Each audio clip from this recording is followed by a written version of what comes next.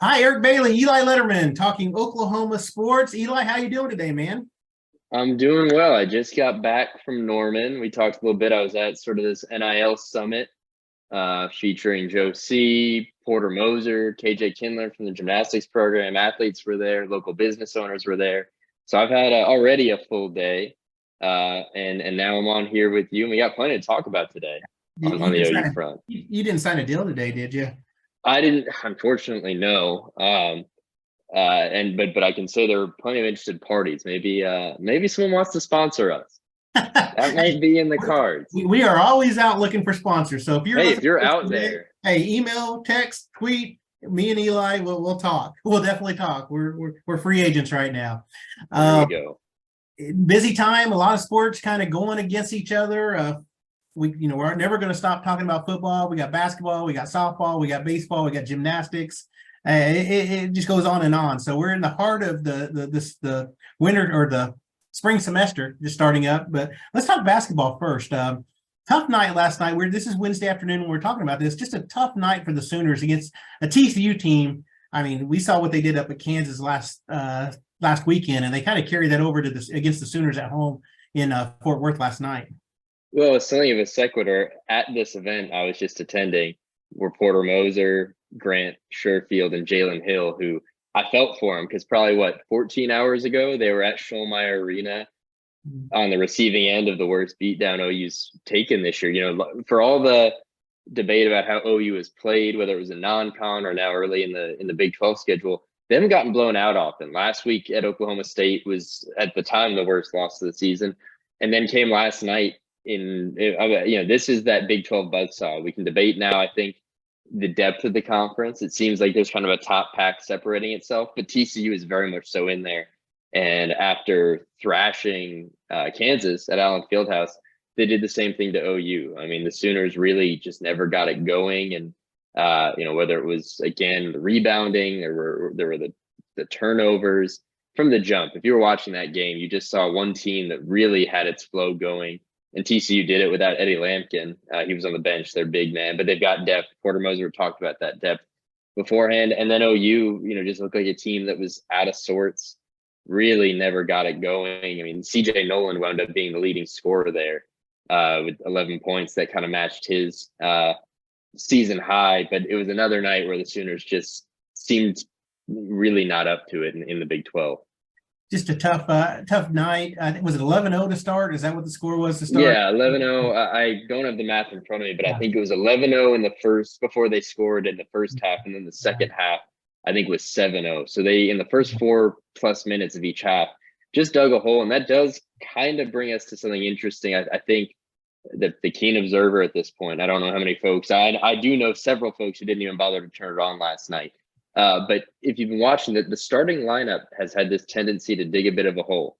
Yeah. If you watched against Baylor, that game in both halves kind of flipped in the Sooners' direction when Bijan Cortez, Sam Godwin, Otega Owe, that was the Baylor games. The bench added the punch. And last night, the bench could only do so much. This was a runaway train, but it's becoming a trend where the starting five seems to just not be giving them what they need out of the gate. And a team that is playing on the margins the way they are in a league that is possession by possession every game. Porter Moser keeps driving that home. Last night, not so much. A starting five that does that to you, you're not going to beat high quality teams doing it that way. It's funny. The TCU sports information director tweeted last night that the football team at TCU and the basketball team, the men's basketball team, beat OU by the widest margins in history, in both football and basketball. So just OU is going to have to, kind of stay away from Fort Worth and try to rebound next season, both football and basketball wise. Did he mention, by the way, the women's basketball team that went to Fort Worth and beat TCU 93-66, or he left that out? That was left That out. part left out. Interesting. Yeah. Interesting. One last thing on the Sooners. Yeah. Alabama this weekend. Of all Well, things, that's the thing. It doesn't get Alabama any covered the easier. Lord You knows. are now, and I didn't know this. I haven't watched Alabama as closely as some of these Big 12 teams. They're not just winning in the SEC. They've beaten everybody by double digits, 20+ points. They're running teams out of the gym. And if last night was any indication, at least the Sooners, the Tuesday game back on campus today, this might be the longest layoff they've had in 2023. They really could use it. because right now it's not clicking. It seems a little bit like Grant Sherfield. I mean, he's at the top of everyone's scouting report. They know to go after him. He's getting smothered. And nights like last night are nights where you just wonder what the next month and a half could look like with this team, because it was ugly. It doesn't get any easier over the weekend with Bama. And then I guess there's a relative drop off coming up after that of Oklahoma State and West Virginia. But as you kind of continue to forecast March Madness and the postseason, these losses are certainly mounting. On the flip side, the Oklahoma women's team, number 14 in the nation, first place, sole possession of first place in the Big 12. They have a big game tonight down at Texas. Texas right behind them in second place. So it's a 1-2 matchup. It's going to be a lot of fun seeing this game. And again, Taylor Robertson, we've talked about her all season. The Taylor Robertson watch continues. She is 2 away. She has 495 career threes. She is 2 away off the record of 497 by Kelsey Mitchell from Ohio State. I really thought there was a chance she'd get the record last Saturday. She only had 2 3-pointers against Oklahoma State in Bedlam's 97-93 win, but man, 190 points, Eli. This was a fun game to watch. Bedlam, it was the most points scored since 1990 in this game. It's a span of over 70 meetings between these schools. I mean, it was an exciting game. Oklahoma State coach J.C. Hoyt said that they could have chose to slow it down and take Oklahoma out of the game or just run with them, and they ran with them. So as a fan for the media, it was a fun game to watch. Oklahoma does get a win. This is a fun team. This has just been a fun team, and they're on a mission. They're on a mission, and they're playing really well right now. It's really exciting. And shoot, if the next 5 years mean more matchups between J.C. Hoyt and Jenny Bronchek and these style of teams, and I'm presuming that in Stillwater that program's only going to grow, we might have some really fun matchups. But OU right now, you said at top of the conference, they have a big one tonight in Austin, and then they go to Iowa State, a team they played a great game with a couple of weeks back. And these are probably the games that, right now it's late January, OU is first in the conference. They want to be there in a month's time or at the end of the regular season, and what all that would represent, and shooting for that top 4 seed. Yeah. So these are the important games. It's one thing on your home floor to beat Oklahoma State and some of the teams they have. They've got to go on the road and get these wins. So these are big ones. Taylor Robertson, I think I'd imagine for her, I mean, Eric, you're the one who spent some time with her. She'd probably like for this to be over with. For the 3-pointers to go back to just being 3-pointers. So I'd assume the record hanging over things is just that it hangs over things, but we'll be back on Taylor Robertson watch tonight. Exactly, and that's the thing. And even Jenny Bronchek and Maddie Williams mentioned that last Saturday. Is that I think everyone was ready for it to be over with and move on. Mm-hmm. Similar to Jocelyn Allo with the home run record last spring, everyone on that team was ready for it just to get over with so they could just focus on the rest of the season. I think once she gets this record, there's a good chance she'll make it tonight. Interesting to be making it down in Austin if she does it. Something that they're going to keep an eye on. And I'd be remiss not to mention Maddie Williams, the Big 12 Player of the Week, had 26 points against the Cowgirls on Saturday. She's playing her best basketball of her career. So this is a team that's really hitting on all cylinders. So you mentioned it this week. They got Ohio State. I'm sorry. They have Texas, and then they have Iowa State. And if they get these 2 wins, you're looking at really solidifying that top 4 seed if you just play good the rest of the way. So I think big ones. Yeah. In Oklahoma, I think last year they were a 4 seed in the NCAA tournament last year, got to host, won the first game, and then just got blown out by Notre Dame. I think that this senior class wants to finish their careers with a second round win and going to the Sweet 16 off their home floor. I think that's the goal of this team right now. Well, hey, before we jump to football, there's one other team that played inside Lloyd, or that competed inside Lloyd Noble Center Sunday night, was OU Gymnastics, the women's team again. I think they've won all 5 of their meets to start. This time it was Utah in town. Every single one of theirs top 10 win, and they're just cruising early. And this was cool. It was the home opener, and I was there and got to kind of take the fan angle because we knew it'd be a good crowd. It turned out to be the 3rd best crowd in program history, trailing just that Michigan one last spring, and then the big one when they got 10,000 in for UCLA a few years ago. And man, the excitement that they've garnered around this program, the product is on the floor, on the mat, on the beam, well, every event you want to name, but the fans now are responding. And so it was another great showing from the team. They're cruising. They'll be back home, I think, the first weekend of February 3rd, I think, for Iowa State. But KJ Kindler, and then they've got it rolling. And it really was interesting. The fans there, you see a lot of young girls in their gymnastics gear from their local team. But as striking as that, you might expect that local gymnasts are coming out to see the best team in the country. Most striking though were just some older couples from Norman who go to men's basketball, women's basketball, showing up for gymnastics, and they've really bought into it. My best quote I got was, "I'd rather come watch this than the football team," which I'd love to know how that resonates inside the Switzer Center. But there's a lot of good going on there as well. Men's gymnastics, kind of mentioned that too. Mark Williams and their team, second in the Rocky Mountain Open hosted by Air Force. So good, strong showing over the weekend. They entertained Illinois and Air Force in McCausland Fieldhouse this weekend. So of course there's some good gymnastics on the campus. There's always been good gymnastics at OU too. So we'll keep an eye on that. And I'm glad you got to go see the women's gymnastics team. I mean, like you said, 7,000 fans strong inside Loic Noble. That was a big deal. So football wise, it's kind of quiet. I mean, we're seeing little news every now and then. It's one of the bigger moments. David Agwebu, the linebacker, is going down to Houston, and nice team next year, close to home. So yeah, exactly. And the Big 12 school, Houston, staying in the conference, I guess, in a way too. So I think that was big. And then Jay Nunez, the special got a promotion to senior special teams analyst.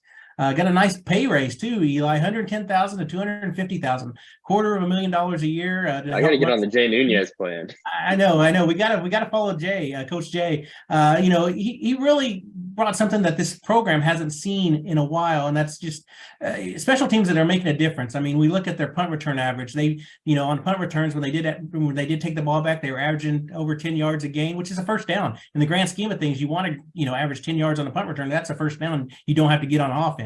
And I think they did that. And of course, everyone's going to remember the fake field goals. 2 of 3, just barely missed that one against Texas Tech that went off Braden Willis's hands. And Michael Turk, had a perfect completion percentage until then. So it's just big what he's brought to this program. And I think he was well rewarded with that promotion and pay raise. He's probably a guy we heard about him in the spring, as part of Brent Venables' new staff last year, but I think his name came up the most that week. They had the bye week and then went to Iowa State, and that fake field goal at Iowa State really swung things. Mm-hmm. That game, I mean, the story of that game really was Zach Schmidt's touchdown, which was the byproduct apparently of something Jay Nunez had identified, a tendency. They pulled it out in the game, saw what they had seen on film, and boom, 7 points in a game that swung things at a tough place to play like game. So he proved his value, I think, and obviously compensated for it. Another OU assistant, probably worth at least acknowledging, whose name is being kicked around, is Jeff Levy's. He's been linked some places more credibly than others. I mean, Pete Thamel at ESPN, who's about as good as it gets, had linked him to the opening, the offensive coordinator opening at Alabama, vacated by Bill O'Brien, who's going back to the Patriots. Beyond that, everything else has just been rumor mill. So we'll see there. It would be late in the cycle if OU did have to replace its offensive coordinator. It's a tough time of year to do it. But I think until there's maybe some more smoke, it's hard to really see the fire there. It'd be interesting to see, if he did leave, if something like that. And like I said, it's way too early. And I feel funny even speculating about him leaving because we don't know if that's going to happen. But here's a guy who came back to Oklahoma. He gets to run the offense at OU. Brent Venables leaves him alone, says, you take care of the offense. I don't know if that'd be the case at Alabama. Plus, Jeff Levy, his roots are at Oklahoma. Oklahoma was, really cut his teeth on that coaching staff when he got here, too. So I think that's key. And after 1 year, it'd be hard to see him leave. And he's got Jackson Arnold coming in. I mean, he's got an offense that's kind of, understand what he's looking for too. So I really would be surprised. I mean, you never say never. I mean, look at Lincoln Riley a couple of years ago. I'd never thought that, but I just don't get the feeling that that's going to happen. But of course, the door's open. Until Alabama fills that spot. It's going to be there. Exactly. And I guess the counterpoint to all you just laid out is Alabama. And for every Jackson Arnold, Alabama can probably have 3 5-star players. But you're exactly right. I think at this point, it feels more internet speculation than anything else. And it will remain that way until they fill that job. One thing to remember, too, going back to Mike Leach in 1999, since 99, every offensive coordinator who has called plays at OU has become a head coach. You look at Josh Heupel, Jay Norvell. Well, Hmm. Jay Norvell didn't call plays, but he's a head coach. You look at every past play caller at OU, Lincoln Riley, they've all turned into head coaches. Chuck Long, Kevin Wilson at Tulsa now. Everybody who's called plays has been a head coach. Mark Mangino was at Kansas. So I think if you want to be a head coach, it's, taking that path from OU's offensive coordinator to the next step. That's something Jeff Lebby's, he's on the fast track for that. Playoff football. We're talking NFL. Yeah, how about that? And how about all these Oklahoma players playing in the playoffs? I mean, it's going to be fun if you're an OU fan just to watch these two games and see a lot of familiar faces, including one, Lane Johnson. I know you're working on something on Lane. I mean, here's a guy. He came to school. He was a high school quarterback, turned into an offensive tackle, and now look at him, one of the best in the business. Well, I learned today. I spoke with James Patton for this story I'm working on, the former OU offensive line coach. And what I didn't know for Lane Johnson, I knew he was a quarterback. I knew he came in as a tight end. I didn't know there was a stop on the defensive line on his way to becoming who is now, an all-pro NFL offensive lineman. The interesting thing with him, he's on this robust Eagles offensive line that is probably, looking like one of the best in the NFL. He's playing right now with a torn adductor, not abductor, ADDUCTOR. It sounds really painful, like absurdly painful, something you're supposed to have surgery on. And he's playing NFL football games this way. And so trying to get some medical experts, their perspective on this, perspective of the people who worked with him at OU on just how tough this guy is, because he's not just playing at a high level on one of the NFL's best teams, but doing it through a pretty serious injury. But you look all over the place, and there's OU connections. You've got Jalen Hurts and Brock Purdy renewing a Big 12 quarterback battle in the NFC title game. You've got Joe Mixon and Samaje Perine with the Bengals, and they are everywhere. And OU's got its fingerprints all over these playoffs. Jalen Hurts, Lane Johnson, Grant Calcaterra, Kennedy Brooks, Tyrese Robinson on the Eagles, Trent Williams, the Niners, Orlando Brown, Creed Humphrey, Blake Bell, James Winchester with the Chiefs, and Joe Mixon and Samaje Perine, the Bengals. So I think a dozen players still trying to get that Super Bowl ring. So that's pretty big. And you're right, Jalen Hurts versus Brock Purdy. That was a crazy game that ended with a Parnell Motley interception when Iowa State tried to go for a 2-point conversion in the final minute. So so those two are familiar back to their college days in 2019. So before we wrap up, let's talk some Diamonds. Diamonds, yes. Softball, number one in both polls, two-time defending champs. They have 8 players that have named to the top 50 player list. Top 50 players to watch. 8 Oklahoma players are on this list. You just need one more player and you'd have a team. Sorry, 9.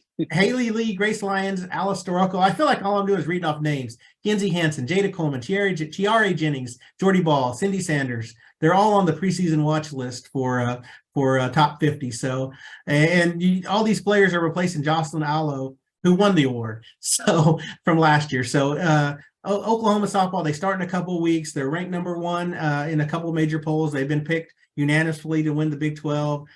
It's going to be fun for softball. And now the big question going into the season is just living up to expectations.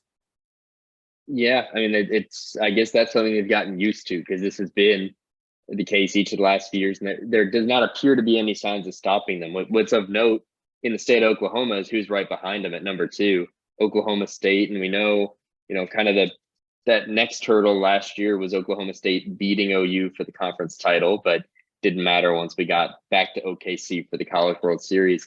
Is this the year that OSU can make that push, or are we watching OU once again back up the preseason hype? You listed all the talent they have. They have everything they need to do it. And we're going to be getting started with it here pretty soon. We'll go over to baseball, and we talked about this last week. Defending national champions, you look at the national runner-ups, and Skip Johnson is getting ready to take the diamond again too. And this is going to be another good baseball team. I know they're rebuilding. Some odds came out today. Some Las Vegas odds came out. OU is 38-1. Odds are 38-1 to win the College World Series, which, I think it's top 15, but they're top 15 in odds. I think, people are believers in Oklahoma. They are behind Oklahoma State and Texas, but this Big 12 is going to be a tough league again this year, and Oklahoma's placed themselves right in the middle of it. Yeah, I think this team, they had to replace so much from last year. It's not like they're bringing back the same team that made that run And it's probably part of why you see, even though the odds are where they are, OU is not in the top 25 or some of these big lists that are coming out. But the fact is, I think they probably like it that way. I think they feel really confident in Norman. And while they lost so much from last year, I mean, two names right now in the news right before we hopped on here, Jackson Nicholas and John Spikeman, both named preseason All Big 12. Those are going to be the guys. And the guys I'm really interested in talking to are the ones, the holdovers from last year, who are going to maybe have to not hold this team together. It's that there's nothing to hold together right now. But if they start slow or just bringing on a really new group of guys, they brought in so much this offseason, a lot of talent. Those are going to be the guys that should be able to say, hey, we don't got to turn this on until April. It's a long season. And I think, there's certainly confidence there within the program of that they can be back there and that wasn't a fluke and that this team has all the parts to get back to where they were last year. And so seeing those two guys recognized should probably provide a little bit of excitement. And we're less than a month out. I think it's something like 3 weeks. Yeah. Coming before it's baseball time. It's really hard to believe. The snow was falling yesterday. All right. Well, I think let's wrap it up. One last question before we wrap it up. Who's your prediction for winners this weekend? Who's going to be in the Super Bowl? I don't bet against Joe Burrow. So I'm leaning, the NFC one's a lot tougher for me.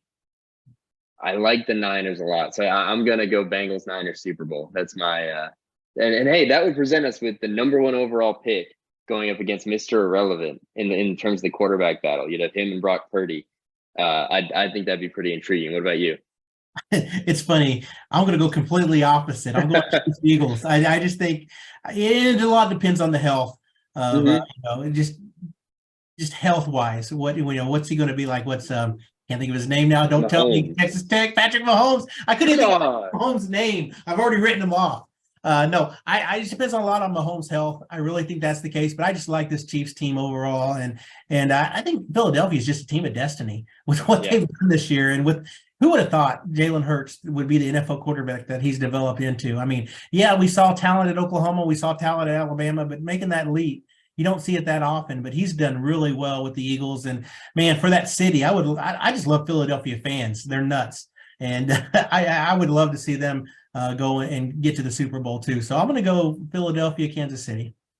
Say that's, Jalen Hurts, and we can wrap this up. It's credit probably to falling into the right situations. I think we've seen of the 3 quarterbacks, in that era for OU, you'd look at Baker, Kyler, and Jalen, and, 2 of them fell into situations, Baker and Cleveland obviously didn't work out. It seems like there's stuff in flux in Arizona, but Jalen Hurts has landed in the right place, the right organization, and clearly made some pretty big jumps from where he was in college, despite the talent he flexed then. It's pretty spectacular to watch. And if you think about the fact that this is the quarterback 2017 national title game we saw bench for Tua, that could have been the end of the road, and here he is now. Exactly. All right. Well, Eli, it's been great talking to you. When we talk next week, we will know the Super Bowl matchup. So we'll have a lot of storylines. No matter what, it sounds like we're going to have storylines because we'll have OU players in the Super Bowl to cover. So that'll be interesting too. So for Eli, real question is if we're going to know the Big 12 schedule by next week. We had that same talk last week. Every week, yeah. We know the schedule. We'll find out. Next week at this time, it'll be February almost. You never know. I hope so. Well, thanks for watching. Apple, Spotify, Google, whatever platform you use, you can find our written work at tulsaworld.com. And we appreciate you joining us again for another podcast this week covering OU football, OU athletics.